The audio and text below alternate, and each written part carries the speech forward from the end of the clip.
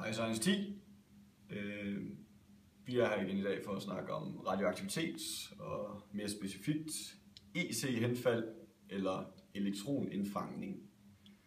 Elektronindfangning, som det lyder lidt i ordet, det er når kernen indfanger en elektron.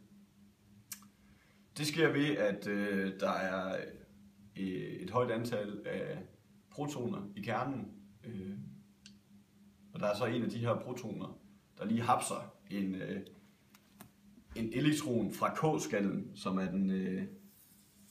den inderste af de skaller med elektroner på.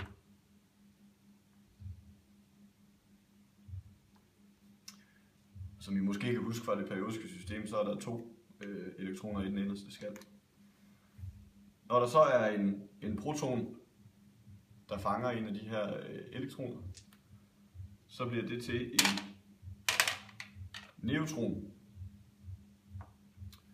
Det der så er, det er, at nu mangler der jo en elektron i K-skallen, og der kan atomet finde på at tage en elektron fra en skal længere ude. Og når det her elektron bliver taget ind fra en af de skaller længere ude,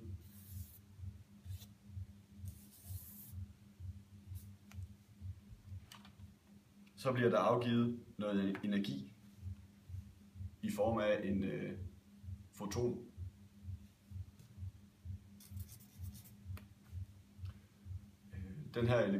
Den her foton er den bølgelængde, som man også kalder røntgenstråling. Kan være den her